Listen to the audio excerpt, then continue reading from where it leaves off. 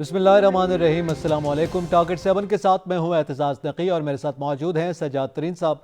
नाज़रीन, आज के प्रोग्राम में सबसे पहले तो हम जिक्र करेंगे कि वफाकी वज़ीर ख़ज़ाना इसहाक़ डार ने आज प्रेस कॉन्फ्रेंस की है और अपने गुज़िश्ता दौरे हुकूमत और इमरान खान या PTI के दौरे हुकूमत के जो आदाद शुमार थे उनका एक तो उन्होंने बड़ा तफसीली तौर पर कंपैरिजन पेश किया है मुआशी आदाद शुमार के हवाले से, और इसके साथ साथ हालिया मुआशी सूरत हाल के हवाले से भी उन्होंने गुफ्तगू की है।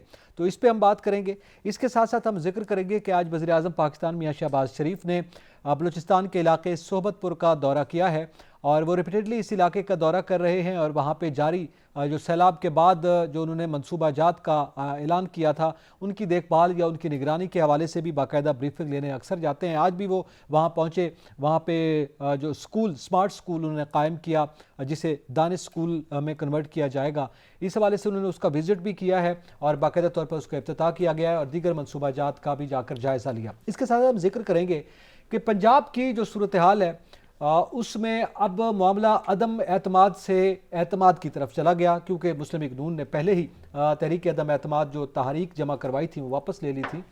अब एतमाद के वोट के लिए ज़ाहिर है कोशिश करना है पाकिस्तान तहरीक इंसाफ को और पाकिस्तान मुस्लिम लीग काफ को, बिलखसूस चौधरी परवेज़ इलाही साहब को। उसमें जो मुख्तलिफ इतलात सामने आ रही हैं कि नंबर्स पूरे नहीं हो सकते या कुछ कमी बेशी हो सकती है। कुछ अनाउंसमेंट भी सामने आई हैं, जैसे कि MWM की ज़ारा नकवी ने यह कहा है कि वो चौधरी परवेज़ इलाही को वोट नहीं देंगी। एक वोट ये कम हुआ और एक दो वोट अगर गायब हो सकते हैं तो सूरत हाल उनके खिलाफ जा सकती है। तो इसकी बड़ी बाज़गश्त है पंजाब में क्या होने जा रहा है, इस पर बात करेंगे। साथ साथ सिंध का सूबा भी इस वक्त बड़ा फोकस में है, बिलखसूस बल्दियाती इंतखाबात को लेकर। आज जो पेशरफ्त हुई उसमें MQM की PSP के साथ मुलाकात हुई और ये इस वक्त PSP ने ये टाइम मांगा है कि आया कि वो MQM ने उनको दावत दी है कि वो उसमें दोबारा शामिल हो जाए, वो जमात वो शामिल होंगे या नहीं। और इसके साथ साथ जो वो एहतजाज करने जा रहे हैं बल्दियाती इंतखाबात और हल्का बंदियों के पर जो तहफ़्फ़ुज़ात रखते हैं उसमें भी उनको शमूलियत की दावत दी है। इसके साथ साथ MQM की मुलाकात आज जमात इस्लामी से कराची में हुई है और वहाँ पर भी दोनों जमातों ने प्रेस कॉन्फ्रेंस की है, ताहम दोनों जमातें जो हैं वो इत्तफ़ाक़ राय इस मामले पर पैदा नहीं कर सकें। क्या मामला था, क्यों था, इस पर हम डिटेल में बात करते हैं। और इसके साथ साथ तवानाई बचत पॉलिसी, इस पे अभी तक गुज़िश्ता रोज़ भी ये जिक्र हुआ कि पंजाब जो कि एक बड़ा सूबा है उसने अभी तक उस पर कोई वाज़ेह तौर पर जवाब नहीं दिया कि आया वो इस बचत प्लान को का हिस्सा बनेंगे, इस पर अमल दरामद करेंगे कि नहीं। लेकिन इसके साथ ताजर बरादरी जो है वो भी मुख्तलिफ हिस्सों में तकसीम है। कुछ ग्रुप्स जो हैं ताजरों के वो हिमायत का ऐलान कर रहे हैं और कुछ ग्रुप्स जो हैं वो इसको मुस्तरद कर रहे हैं। तो इस पर भी हम बात करेंगे। यात्री से सबसे पहले तो हम बात करें इसहाक़ डार साहब ने जो आज गुफ्तगू की, बड़ी लंबी चौड़ी गुफ्तगू थी और आपको पता है वो जो अल्फाज का गोरख धंधा है जो कि हमें बजट में बहुत ज़्यादा डिस्कस होता है। आज वज़ीर ख़ज़ाना ने ये बात की, लेकिन ऐसा लग रहा था कि वज़ीर ख़ज़ाना ने जवाब दिया है साबिक़ वफाकी वज़ीर ख़ज़ाना शौकत तरीन का और इमरान खान साहब का, जो गुज़िश्ता रोज़ तकरीब में उन्होंने एक कंपैरिजन स्लाइड्स चलाकर पेश किया था। इसी तरह आज वफाकी वज़ीर ख़ज़ाना ने भी एक बड़ा डिटेल में कंपैरिजन पेश किया है कि हमारे दौरे हुकूमत में सूरत हाल बेहतर थी मईशत की, इनके दौरे हुकूमत में बेड़ा गर्क हुआ है। देखिए, मैं ये समझता हूँ कि ये जो मुकाबला है जिसका आपने ज़िक्र किया, ये दो जो वज़ीर ख़ज़ाना हैं उनके दरमियान है। अदाद शुमार का एक वज़ीर ख़ज़ाना साबका वज़ीर ख़ज़ाना है, 2 मरतबा वज़ीर ख़ज़ाना रहे हैं जनाब शौकत तरीन साहब, एक तरफ जनाब इसहाक़ डार साहब हैं। इसहाक़ डार साहब भी काफ़ी दफ़ा वज़ीर ख़ज़ाना रहे और बहुत एक्सपीरियंस रखते हैं। और पिछली हुकूमत में जब नून लीग की हुकूमत थी तो जहांगीर तरीन साहब तो एडवाइज़र थे उनको बहुत सारी चीज़ें बताया करते थे। अब जहांगीर तरीन साहब शौकत तरीन साहब वहाँ चले गए हैं तो अब उनकी वकालत कर रहे हैं। कल जो अदाद शुमार उन्होंने पेश किए थे, कल मैंने अपने प्रोग्राम में बहुत डिटेल से उनकी चीज़ें बताई थी। आज उनका जो जवाब दिया इसहाक़ डार साहब ने, उन्होंने ये कहा कि आपने सारी जो अदाद शुमार बताए हैं वो ये बताएं कि हम छोड़ के गए थे, हम ये करके गए थे, हमने ये किया। शौकत तरीन साहब ने यही बातें बताई हैं कि जनाब हमने ये किया और उन्होंने सारी चीज़ें जब बताई। लेकिन इसहाक़ डार साहब ने ये कहा कि आपने ये नहीं बताया कि आप जब इक़्तिदार में आए तो आपको क्या मिला। सही।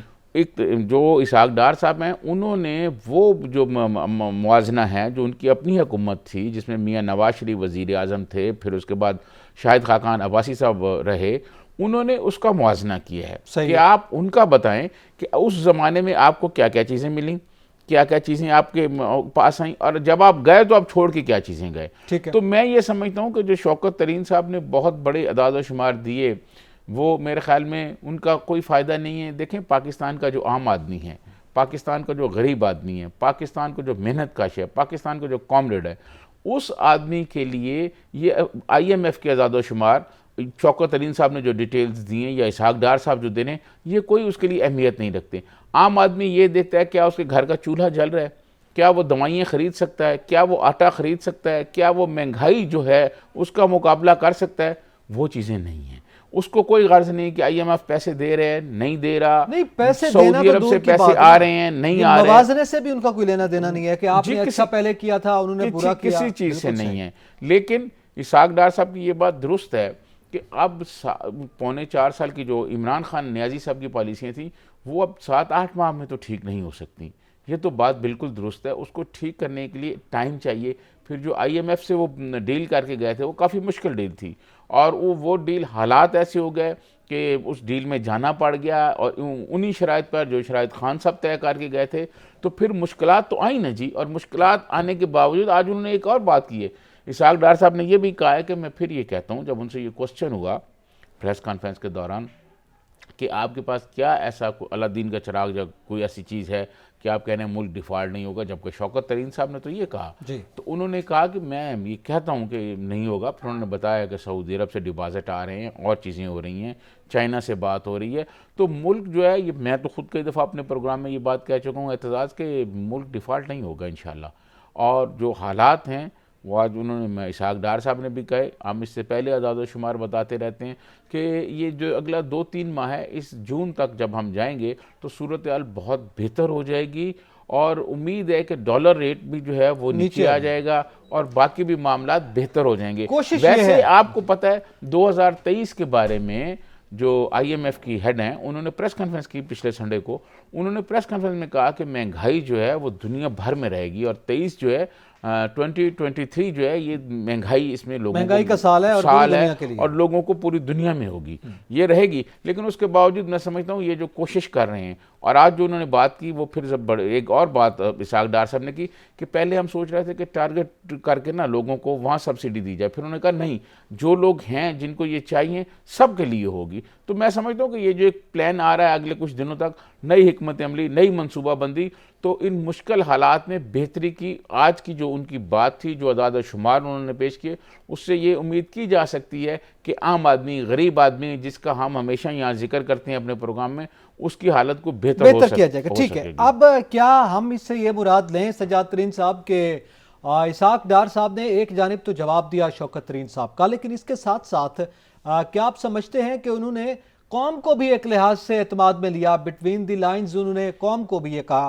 कि जो मुश्किल फैसले वो कर चुके हैं उसकी इम्प्लीमेंटेशन पे ज़ाहिर रेजिस्टेंस की हुकूमत को एक खदशा रहता है कि सामने आएगी, जैसे ताजिर बिरादरी की हम बात कर रहे हैं, इसी तरह दीगर तबकात की। तो एक लिहाज से उन्होंने एतमाद में लेने की भी कोशिश की है कि उन मुश्किल मुआशी फैसलों की जो वो कर चुके हैं उसकी इम्प्लीमेंटेशन में कोई मज़ामत सामने ना आए। एतजाज़ कौमें उसी वक्त बनती हैं जब वो मुश्किल हालात का मुकाबला करती हैं। ठीक है, अब आप हमारे सामने ईरान आपके सामने हैं, ईरान पर जब पाबंदियाँ लगी हुई हैं, अभी तक हैं उनकी पाबंदियाँ, और उनकी मतलब लेकिन वो एक कौम बन के सामने आए हैं, उन्होंने हालात का मुकाबला किया है, और जब आप हालात का मुकाबला करेंगे तो आप कौम बन के सामने आएंगे। लेकिन हमारे और ईरान की जो लीडरशिप है उसमें फ़र्क है।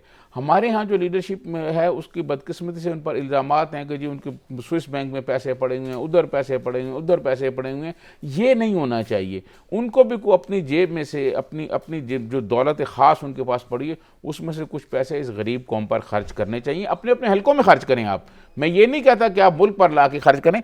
जहाँ पर आप इलेक्शन लड़ते हैं और इलेक्शन के दिनों में 2-2, 4-4, 5-5 करोड़, बाज़ लोग 10 करोड़ खर्च करते हैं, वहाँ आप पैसे खर्च करें, और वो अपने हलकों के अलावा आप जो हैं ये पैसे उन जगह पे खर्च करें जहाँ सैलाब आया, लोगों के गांव सफा हस्ती से मिट गए। हमारे यहाँ जो हुक्मरान हैं उनके पास पैसे तो हैं, गरीब लोग नहीं हैं। वो मैं समझता हूँ अगर इस तरह 4-4, 6-6 गाँव ही आबाद कर दें और वहाँ घर बना के लोगों को दे दें तो ये बहुत अच्छी बात होगी। यही वजह होती है कि जब इन कौम पर कोई मुश्किल वक्त आता है, कौम पर जब कोई मैं समझता हूँ परेशानी आती है, तो फिर ऐसा नहीं होता कि अवाम को ही कहा जाए, वो फिर लीडरशिप जो है वो भी अपना रोल करती है और वो भी मुश्किलात अपने हिस्से में अमली तकसीम तौर पर करती अपना है। किरदार जो है वो ये सामने किरदार लाए। मैं सही। समझता हूँ हमारे हुक्मरानों को कुछ करना चाहिए, गरीब आदमी के लिए, आम आदमी के लिए, और जो बेचारा कहीं किसी की जिसकी कोई अप्रोच नहीं है, जिसका कोई रिश्तेदार कोई कहीं वो नहीं है, किसी बड़ी पोस्ट पे नहीं है, उस आदमी के लिए भी कुछ करना चाहिए। मैं एतजाज़ एक आपको और बात बताऊं, ये ज़िमनन बात आ गई दरमियान में जी। अब मेरी आईजी साहब से बात हो रही थी, जो इस्लामाबाद के आईजी साहब हैं, उन्होंने ये बताया कि पिछले दिनों कांस्टेबलों की भर्तियां हो रही थी, तो उन भर्तियों में एमफिल, पीएचडी और इंजीनियर लोग आए हैं कांस्टेबल सिपाही भर्ती होने के लिए। ये हाल हो गया जनाब हमारे मुल्क में। अब आप लोगों के लिए नए रोजगार पैदा करें, लोगों के लिए कोई ऐसी पॉलिसी बनाएं, नए इदारे बनाएं, ताकि उन इदारों में ये पढ़े लिखे लोग जो हर साल जो है हज़ारों की तादाद में यूनिवर्सिटियों से लोग फारग हो रहे हैं, डिग्रियां इनके हाथ में हैं, और इनको वहां कहीं ना कहीं लगाया शहरी जाए। बनाएं, उसके लिए एसएमईज पे काम करना चाहिए। वैसे पीटीआई के दौरे हुकूमत में इसका हमने बोलबाला तो बड़ा सुना, लेकिन उस पर अमली तौर पर काम नहीं हुआ। इस हुकूमत को भी ये करना चाहिए। नून लीग की हुकूमत को तो वैसे ही इंडस्ट्रियलिस्ट फ्रेंडली जमात समझा जाता है, तो उसमें मेरे ख्याल में आपने बिल्कुल दुरुस्त कहा कि ये देखना चाहिए कि जो SME, small and medium enterprises हैं, उसकी तरफ देखना चाहिए। एमफिल अगर लोग ये बड़े ज़रखेज़ ज़हन के लोग हैं, इनके लिए कारोबार के हवाले से बैंक्स या हुकूमत कोई आसान अकसात पर कर्ज़े फराम करती है और उनके लिए फिर चैलेंजेस जो हैं, जो मुश्किलात उनको ख़त्म करती है, तो वो ज़्यादा बेहतर आउटपुट दे सकते हैं बजाय इसके कि वो जाके कांस्टेबल भर्ती हों। और आपको पता है फिर हमारी जो एजुकेशनल यूनिवर्सिटीज़ हैं वो कितनी महंगी हैं। वो महंगी तालीम हासिल करने के बाद अगर वो कांस्टेबल भर्ती हो रहे हैं तो ये वाकई अलमिया है। इस पर भी सोचना चाहिए। कुछ दीगर अहम मामलात भी हैं जिस पे इसहाक डार साहब ने भी बात की और वज़ीर आज़म ने आज सोबतपुर में भी कुछ इशारे दिए हैं, उसका भी जिक्र करेंगे। यहाँ पे वक्त तो एक ब्रेक का, हमारे साथ रहिएगा। वेलकम बैक नाज़रीन। अब हम जिक्र करेंगे कि वज़ीर आज़म पाकिस्तान ने बलूचिस्तान के सैलाबज़दा इलाके सोबतपुर का दौरा भी किया और वहाँ पे कुछ मनसूबाजात का इफ्तिताह किया। आज मियाँ शहबाज शरीफ सोबतपुर पहुँचे और ये गालिबन तीसरा चौथा उनका दौरा है जब से सैलाब आया है। और उसके बाद वहाँ पहले वो ब्रीफिंग भी देते रहे, पहले वो वहाँ की इंतज़ामिया पर एक मरतबा बरहम भी हुए। आज उन्होंने एक स्मार्ट स्कूल का बाकायदा इफ्तिताह भी किया और वो दिखाया गया, एक बड़ा अच्छा स्कूल सिस्टम जो है वो बलूचिस्तान के सैलाब मुतासरा बच्चों के लिए बनाया गया, उसे दानिश स्कूल का दर्जा दिया जाएगा। वो दौरे कर रहे हैं इस इलाके के। ज़ाहिर है ये भी एक सवाल साथ ही है कि वो दीगर इलाकों को भी उसी तरह तरजीह दें, उस तरफ जाएँ, लेकिन ये इलाका ज़्यादा मुतासर हुआ, ये भी बहुत अच्छा इकदाम है। मेरे ख्याल में इसको अप्रिशिएट करना चाहिए। मैं आपका जो सवाल का मरकज़ी नुक्ता है वो समझ गया हूँ एतजाज़। ये बिल्कुल ठीक है कि प्राइम मिनिस्टर को सराइकी एरिया में भी जाना चाहिए। जनूबी पंजाब में तौसा के बहुत सारे देहात जो हैं वो सफ़ा हस्ती से मिट गए हैं, फिर राजनपुर के हो गए हैं, फिर और इर्द गिर्द के काफ़ी इलाके हमारे जो हैं, तो प्राइम मिनिस्टर को वहाँ भी ऐसे स्कूल बनाने चाहिए और वहाँ जाके देखने चाहिए। बलूचिस्तान में भी बलूचिस्तान देखें, बलूचिस्तान में मैं बलूचिस्तान में बहुत घूमता रहा हूँ। सोबतपुर हो गया, तुरबत तक मैं जाता रहा हूँ और पंजगूर तक।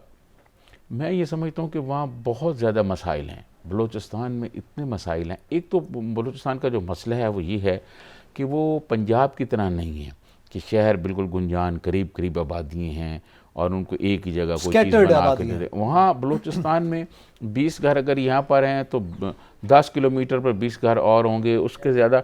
वहाँ आबादी इस तरह नहीं है, ज़मीन बहुत ज़्यादा है बलूचिस्तान के पास। तो वो जो बस्तियाँ हैं, जो शहर हैं, उनको अगर तरतीब से, अब सैलाब आ गया है, वज़ीर आज़म साहब नए घरों की भी बात कर रहे हैं, उस दिन वो वहाँ पे खैरपुर में भी बात कर रहे थे। तो बलूचिस्तान की जो आबादी है उसका जो मेरा ख्याल है जो आबाद वहाँ हैं लोग, उनको ज़रा कोई एक तरीके से बना दिया जाए कि जनाब ये यहाँ आबादी जो है वो जमा कर दी जाए, एक शहर उनको अच्छे बना के दे दिए जाएँ, घर या कोई फ्लैट अच्छे बना के दे दिए जाएँ, तो वो ज़्यादा बेहतर होगा। बलूचिस्तान में आबादी कम है, लोग वहाँ पर जो हैं उनके जो मसाइल हैं वो बहुत ज़्यादा हैं। उसकी बुनियादी वजह ये है कि वहाँ पर लोगों की आबादियाँ दूर दूर हैं, दरमियान में बहुत ज़्यादा गैप है। फिर उसके बाद सेहत का निज़ाम ठीक नहीं, एजुकेशन का निज़ाम ठीक नहीं है। एजुकेशन, मैं तो हर वक्त ये कहता रहता हूँ, एतजाज़ आप सुनते भी हो, यार जो बच्चा लाहौर या इस्लामाबाद की यूनिवर्सिटियों में पढ़ता है, आप मुझे बताएं उसका वो बच्चा जो बलूचिस्तान में पढ़ रहा है, जो सोबतपुर में पढ़ रहा है, जो तुरबत में पढ़ रहा है, जो बारखान में पढ़ रहा है, दाऊदाबाद में पढ़ रहा है, वो बच्चा मुकाबला कर सकता है? मुमकिन नहीं है। IQ का मसला है, जी बिल्कुल ठीक है। तो वो कॉन्फिडेंस जो बच्चे यहाँ इस्लामाबाद में, लाहौर में जो या कराची में जो बच्चे पढ़ रहे हैं, उनके अंदर जो कॉन्फिडेंस आ रहा है, वो कॉन्फिडेंस तो बलूचिस्तान के वो या सिंध के अंदरून या हमारे सराय की वो नहीं है।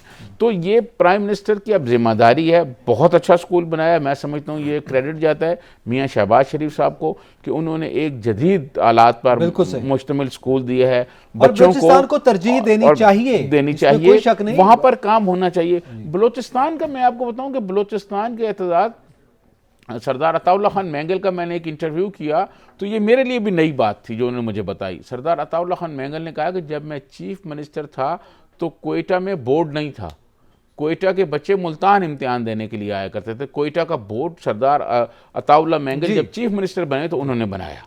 तो मैं समझता हूँ कि वहाँ जो तालीम की जो सहूलियात हैं वो इसी तरह ही होनी चाहिए जैसे पाकिस्तान के बाकी सूबों में हैं, पंजाब में हैं, कराची में हैं, इस्लामाबाद में हैं। उस तरह नहीं तो कम अज़ कम वो जो वहाँ पसमानदगी है उसको कुछ हद तक तो दूर किया जाए, कुछ तो बेहतर किया जाए। ये जो सूरत हाल है ये बहुत ज़रूरी है बलूचिस्तान के लिए और हमारे जनूबी पंजाब और सराइकी एरिया के लिए। अच्छा, इसके साथ आज वज़ीर आज़म ने वहाँ गुफ्तगू करते हुए ये भी कहा, यकीनन ये तो इक़दामात करने चाहिए और वज़ीर आज़म अगर वहाँ पे दौरे कर रहे हैं और देख रहे हैं खुद निगरानी, इस हवाले से वैसे मियाँ शहबाज शरीफ साहब का एक रिकॉर्ड भी है और ये बड़ा अच्छा उन्होंने काम किया। लेकिन इसके साथ साथ आज उन्होंने जो गुफ्तगू की है उन्होंने कहा कि जनाब वो गैस के मामले पे उन्होंने कहा बड़ी सस्ती गैस जो है उस वक्त दुनिया के हमारे दोस्त ममालिक से सौदे हो सकते थे। इमरान खान की PTI गवर्नमेंट ने वो सौदे नहीं किए, इसलिए हमें मुश्किलात का सामने। आपको याद होगा PTI के दौरे हुकूमत में खान साहब अपनी गुज़िश्ता हुकूमत के हवाले से यही बातें किया करते थे और कोई परफॉर्मेंस सामने नहीं आई थी। अब मियाँ शहबाज शरीफ साहब भी वही बातें कर रहे हैं। तो आप क्या कहेंगे, क्या फ़र्क है कि मतलब आपने अब तक क्या किया, चलें वो तो नहीं कर गए ना। देखिए, मैं आपको अर्ज़ करूं कि ये शहबाज शरीफ साहब ने जो बात कही है बिल्कुल ठीक है। जब $5 पे गैस मिल रहा था इन्होंने नहीं लिया। क्यों नहीं लिया? ये हमें ख़ुद ये बात प्राइम मिनिस्टर शहबाज शरीफ ने एक ब्रीफिंग बुलाई थी जर्नलिस्टों की जब शुरू में आए थे, तो उसमें मैं भी मौजूद था।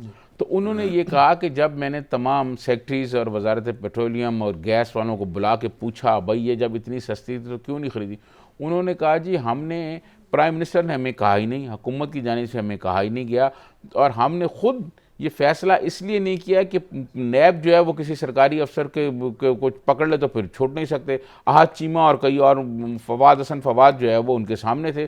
तो इस खौफ से भी जो ब्यूरोक्रेसी थी उन्होंने हिम्मत ही नहीं की कि वो हुकूमत को बताए कि जनाब गैस लें, और खान साहब ने बिल्कुल कोई तवज्जो नहीं दी। इमरान खान साहब जो हैं उन्होंने अपने पौने 4 साल, 3.5 पौने 4 साल का उनका जो पूरा एक था दौर, उसमें उन्होंने एहतजाज सिवाय एहतसाब के और कुछ नहीं किया। चोर हैं, डाकू हैं, और आज जब इक़्तिदार से बाहर हैं कहते हैं नैब मेरे पास तो नहीं था, नैब तो किसी और का नाम लेते हैं जो उनके पास था। ये वाली जो चीज़ है ना, ये बड़ी बदकिस्मती हुई है कि उस वक्त गैस बहुत सस्ता था, आज गैस बहुत महंगा है और दुनिया में मिल नहीं रहा। उसकी वजह यह है कि यूक्रेन और रूस के दरमियान जो जंग छिड़ गई है उसने बड़े मसाइल पैदा कर दिए। और सिर्फ ये नहीं, हमारे यहाँ जर्मनी जैसा ताकतवर मुल्क जो है, जर्मनी में आप देख लें, बरतानिया में देख लें क्या सूरत हाल हो गई है, और जो बड़े तरक्की याफ्ता मुल्क हैं जिनकी खान साहब मिसालें दिया करते थे, वो इस जंग की वजह से बहुत ज़्यादा शदीद दबाव में आ गए हैं। नहीं, ये हम शिकवे करते रहेंगे क्या? अभी हम ये शिकवे ही करते रहेंगे जैसे खान साहब किया करते थे कि मियाँ नवाज शरीफ और शहबाज शरीफ और जरदारी साहब ने ये किया तो ये हो गया और वो हो गया। अब ये भी वही शिकवे ही कर रहे हैं ना। जैसे उन्होंने सिर्फ एहतसाब पे तवज्जो दी, ये भी सिर्फ हमजा शहबाज को वज़ीर आला पंजाब बनाने पे तवज्जो है ज़्यादातर। तो ये देखें, गैस हमारा ईरान पाकिस्तान गैस पाइपलाइन की जानिब क्यों नहीं बात की जाती हमारी? मैं इस पर आता हूँ। ये जो शिकवा जवाब है, शिकवा शौकत तरीन वर्सेस इसहाक डार थे, वो तो हो गया। अच्छा, ये बिल्कुल ठीक आपने कहा कि हमें जो है ये अब शिकवे शिकायत नहीं करनी चाहिए।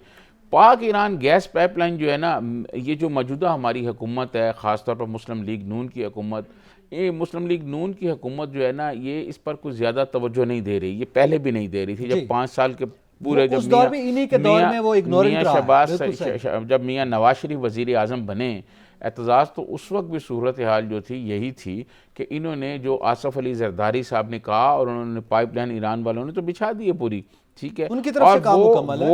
वो तो अब आगे भी लेके जाने हैं, इंडिया तक लेके जा रहे हैं, आप और ठीक हम है? कवर करते रहे और हैं इस इसको। पर हमने बहुत डिटेल से बहुत सारे प्रोग्राम किए। ईरान से हमें दो चीज़ें लेनी चाहिए और इस पर कई दफ़ा प्रेसिडेंट आसफ अली जरदारी साहब ने इस मौजूदा हुकूमत को ये एडवाइस किया है, ये मशवरा दिया है कि हमें ईरान से गैस भी लेना चाहिए, हमें ईरान से पेट्रोल भी लेना चाहिए। देखें एतजाज़, ये तो बिल्कुल आम आदमी की मैं मिसाल देता हूँ। आम आदमी के घर के करीब जो चीज़ जो मार्केट होती है वो वहीं से ही चीज़ें ख़रीद लेता है। वो कहता है कि अगर मैं वहाँ से अपने घर से दूर किसी मार्केट में जाऊँगा तो वो खर्चा उसको पड़ेगा, पेट्रोल का खर्चा पड़ेगा। हम सऊदी अरब और दीगर जो मुल्कों से लेते हैं उसका आने जाने का बहुत ज़्यादा है, तो यहाँ हमारे करीब में है। बदकिस्मती ये है कि दूसरा पहलू है, मुझे इजाज़त दीजिएगा, दूसरा पहलू ये भी है कि रशिया से यूरोप जो है वो ज़्यादातर गैस लेता है, और जर्मनी में ये जो हम एक्सक्यूज़ कर रहे हैं, हमारी हुकूमत, हमारे हुकूमती नुमाइंदे बात करते हैं, देखें जी जर्मनी में गैस का बहरान है और यूरोप में गैस का बहरान है, उसकी वजह रशिया और यूक्रेन का तनाज़ा है, और ज़ाहिर है यूक्रेन यूरोप उसको सपोर्ट कर रहा है और रशिया ने गैस बंद कर दी है। अगर उनके तनाज़े की वजह से वहाँ गैस बंद है, हमारी अगर अपने हमसाया मुल्क जैसे कि अभी हमने एक ईरान की मिसाल दिया है या दीगर किसी ताजिकिस्तान वाला एक टापी मंसूबा भी है, अगर हम वहाँ से ले रहे हैं तो इस जंग से हमें कोई फ़र्क नहीं पड़ता। नहीं, उसके मामलात और सर्कमस्टांसेस कुछ और है। ईरान की आपने बात की ना, ईरान की, अब मैं आपको वो बातें कह नहीं सकता, प्रेशर्स हैं, हमारे ऊपर दबाव है, अमेरिका का दबाव है, हमारे अरब दोस्तों का दबाव है।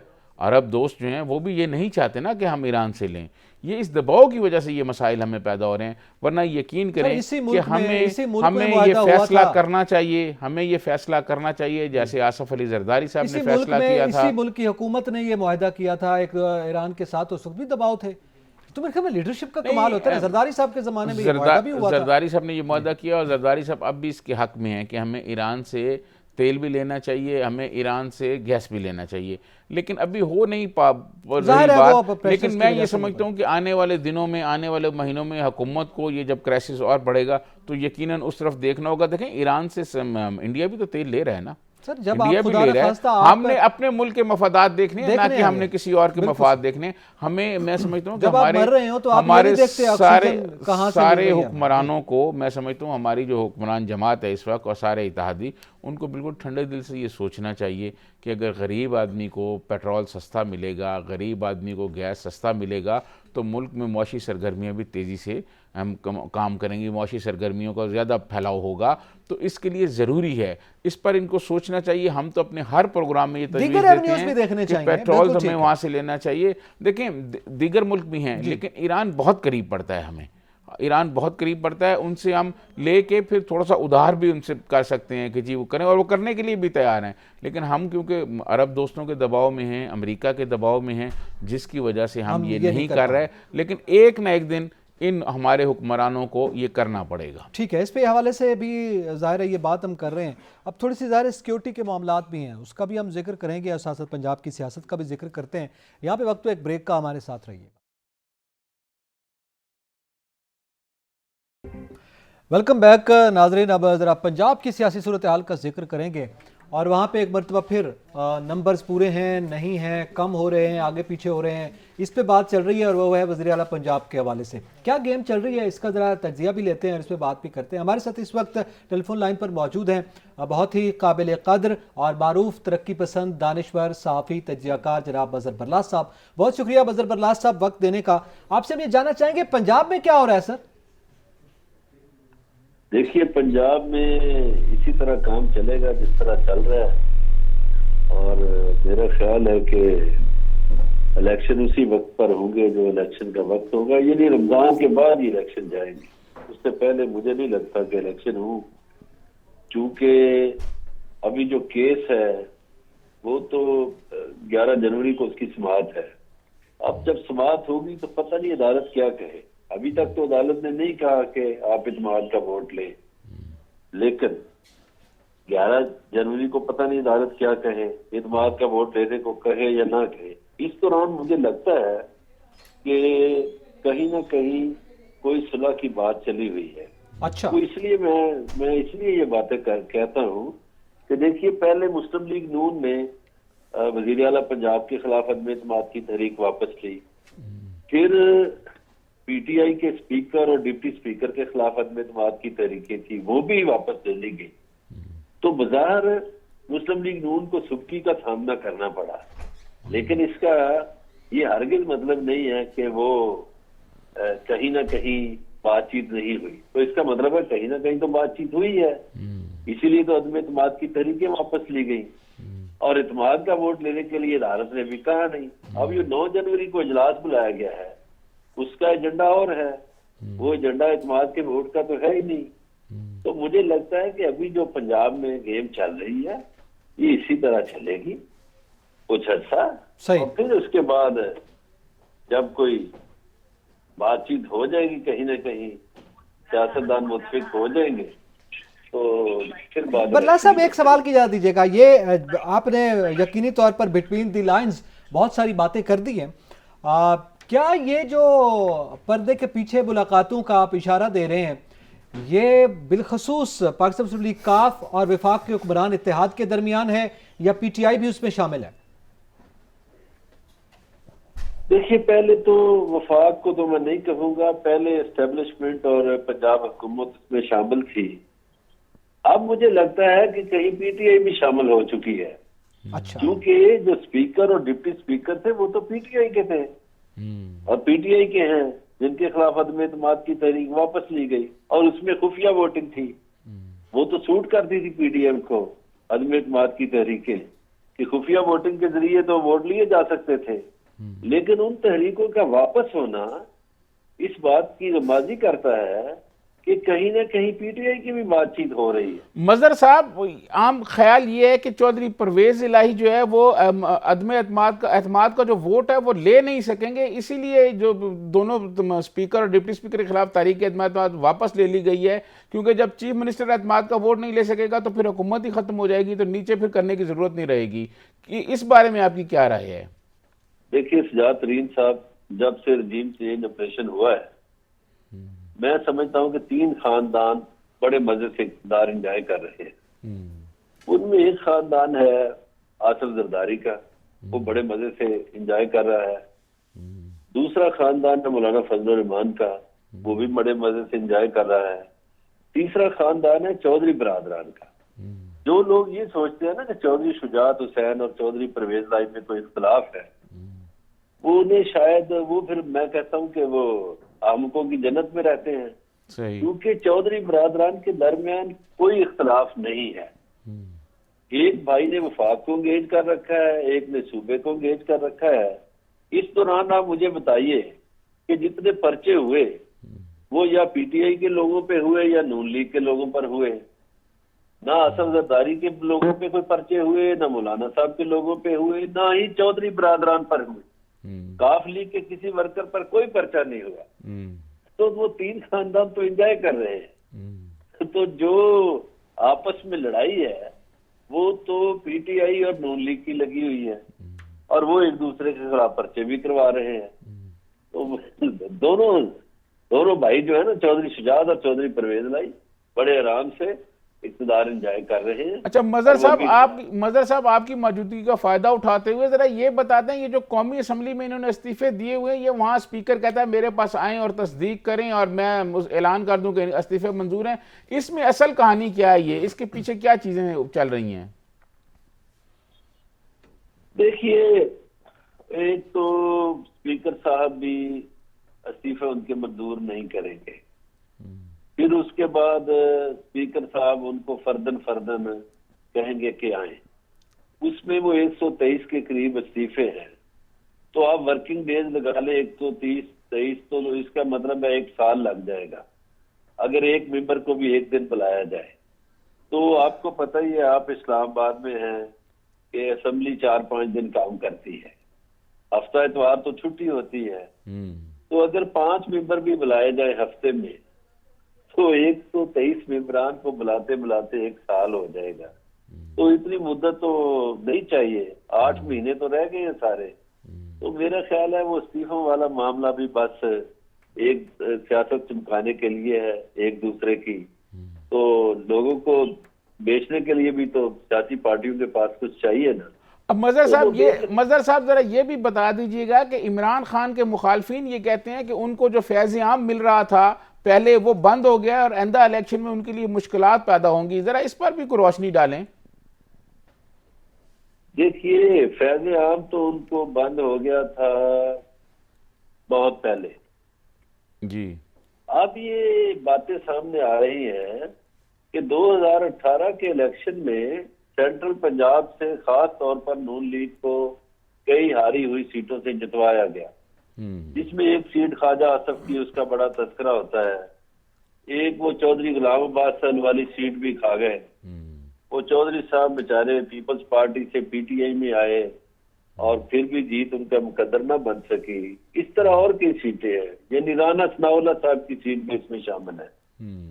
तो उसके बाद जो फैज वाली बात है, अगर फैज मिलने वाली बात तो आप अप्रैल से फैज खत्म हो गया था जी, तो उसके बाद इमरान खान ज्यादा पॉपुलर हुए हैं। इसका मतलब है कि पाकिस्तानी मुआशरे ने ये जो तब्दीली हुई थी उसको कबूल नहीं किया। इसका मतलब है कि पाकिस्तानी मुआशरे ने इमरान खान का जो बयानिया था उसको कबूलियत दी। इसका मतलब है कि इमरान खान जो है वो लोगों के दिलों में घर कर गए। और जो ये जो पीडीएम की क़यादत है, इनके पास कोई एजेंडा नहीं, कोई नजरिया नहीं, कोई बयानिया नहीं बन सका। और फिर आप ये देखिए कि इन 9 महीनों में लोगों की जिंदगियों में कितनी मुश्किलात आई। या तो लोगों की जिंदगी आसान कर दी जाती, वो भी नहीं हो सकी। तो लोग महंगाई में पिसे हुए हैं। तो लोग इमरान खान का दौर याद करते हैं। हालांकि अगर वो हुकूमत करते रहते तो हो सकता है वो बहुत गैर पॉपुलर हो जाते, जैसा कि वो हो रहे थे। लेकिन उनको हटा के मैं समझता हूँ वो तो पॉपुलर ज्यादा हो गए हैं और अब इतने पॉपुलर हुए हैं कि उनका मुकाबला पीडीएम की जमातें नहीं कर सकती। ठीक है, बहुत शुक्रिया मजहर बरलास साहब, आपने कीमती वक्त दिया और हमसे गुफ्तगू की है।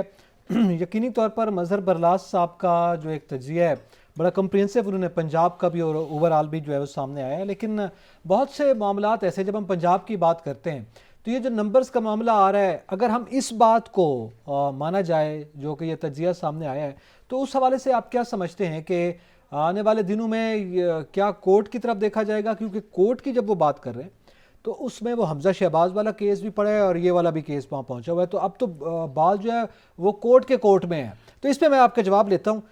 मुझे अभी ब्रेक की तरफ जाना है और ब्रेक के बाद हम इस पर मजीद बात करेंगे। हमारे साथ रहिएगा।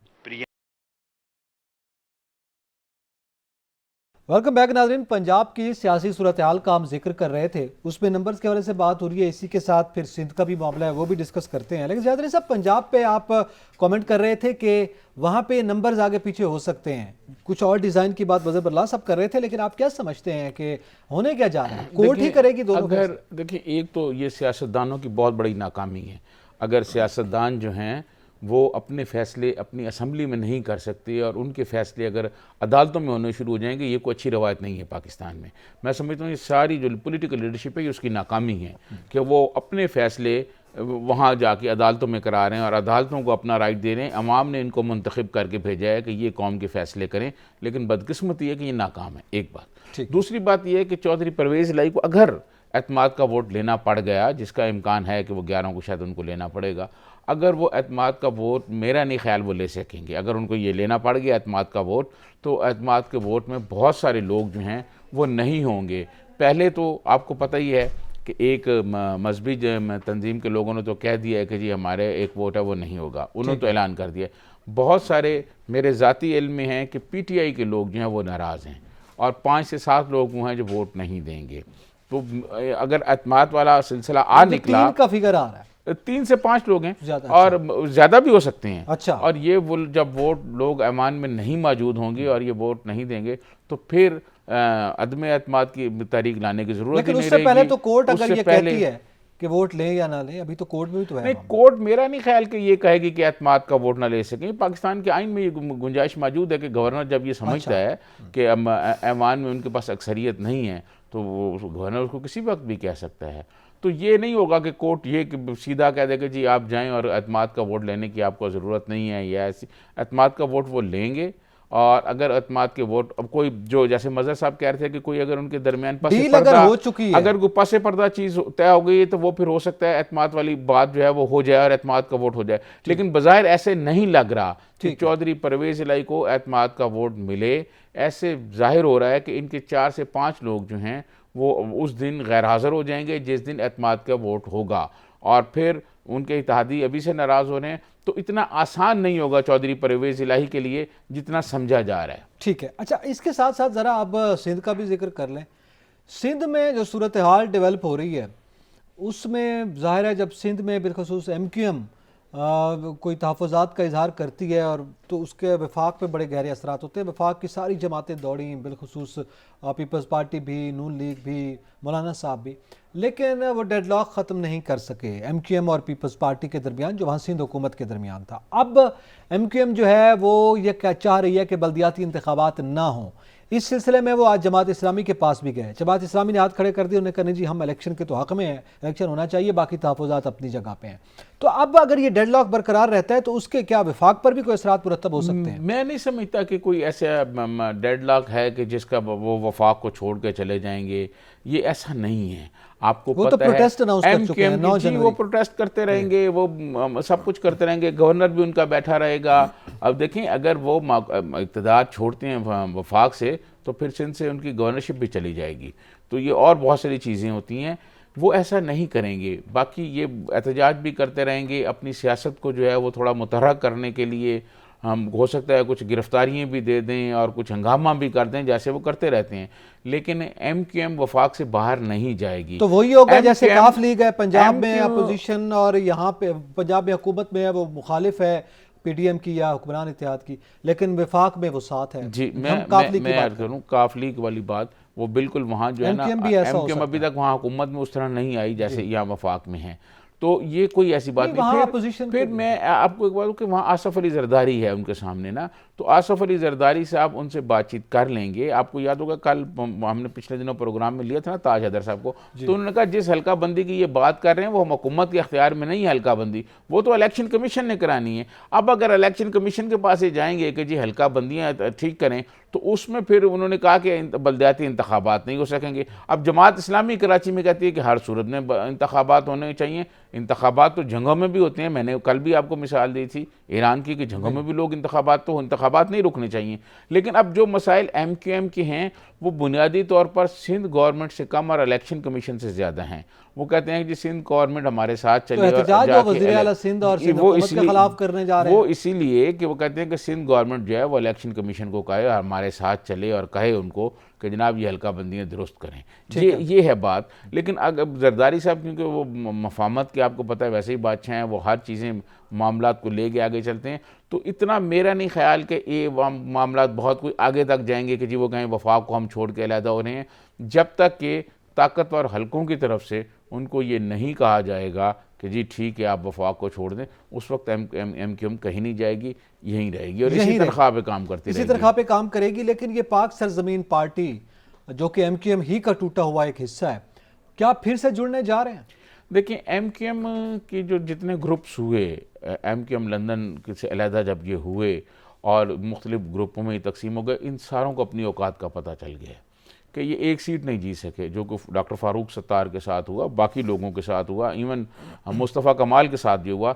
ये सारे लोग जो हैं इलेक्शन हारने के बाद इनको इस बात का एहसास हो गया है कि हमें मुत्तहिद होकर चलना चाहिए। लेकिन मुत्तहिद होकर ये चलें, अब ये कौम को ये तो बताएं ना कि जब हम चलेंगे मुत्तहिद होकर तो हमारे साथ वो काना, वो गोली मार, वो फलाना, जो मुख्तलिफ भत्ताखोरों के नाम आते रहे हैं वो नहीं होंगे, वो सोहलत मिर्जा जैसे करैक्टर नहीं सामने आएंगे। जो इल्ज़ामात मुस्तफ़ा कमाल ने खुद अपनी लीडरशिप यानी MQM पे और उनकी क़यादत पर आयद किए थे और उनके रोल के हवाले से बड़े इंकशाफात किए थे, अब अगर वो मिलते हैं तो जाहिर है इसकी गारंटी क्या वो भी दे सकते हैं? नहीं, देखें बात यह है कि जब वो मिलेंगे तो वो सारी बातें जो उन्होंने की होगी वो सामने आएंगी ना। और फिर ये इनकी बात नहीं है लीडर्स की, कराची की अवाम जो हैं जिन्होंने बड़ा सफ़र किया है, आप यकीन करें कि कराची में एजुकेशन का मयार बहुत अच्छा था और CSS में जो लड़के टॉप किया करते थे वो कराची से आया करते थे।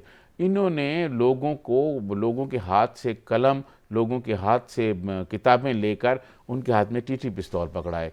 इन्होंने लोगों के साथ बोरी बंद लाशें और ये जो सिलसिला है ये सारा, मैं समझता हूँ ये इसके लिए लोगों को बताना पड़ेगा, आवाम को एतमाद में लेना पड़ेगा। और आपके पास क्योंकि दामद वक्त में गुंजाइश नहीं है, वरना मैं चौधरी आज जो राना सनाउल्लाह साहब ने की है प्रेस कॉन्फ्रेंस उसके हवाले से उन्होंने ये कहा, आज उन्होंने बड़ा साफ स्टैंड लिया कि किसी दहशतगर्द तंजीम से बात नहीं होगी। ये बिल्कुल ठीक है, और कोई मैसेज नहीं होंगे और किसी से बात नहीं होगी, और जो बात होगी पाकिस्तान के आइन और कानून के मुताबिक बात होगी। इसके अलावा किसी, मैं समझता हूँ ये बड़ा बेहतर मौक़िफ़ है और वाज़ेह मौक़िफ़ जो है वो हुकूमत पाकिस्तान ने इख्तियार किया है। अगर इस पर अमल दरामद होता है तो मैंने कहा, वो कह रहे हैं कि पहले तो हम टेबल पे लाने की बात करेंगे, TTP के लोग अगर टेबल पर आते हैं तो अच्छी बात है, हम बात करेंगे, लेकिन शर्त पहले ये कि हथियार फेंकें। आपको याद होगा इससे पहले रहमान मलिक साहब भी इसी नौयत की स्टेटमेंट्स दिया करते थे और उस जमाने में फिर कार्रवाइयाँ भी हुई और फिर उसके बाद ऑपरेशन का आगाज भी हुआ। अब भी वही होने जा रहा है। नहीं, मैं समझता हूँ कि पहले उनको बताया जाएगा,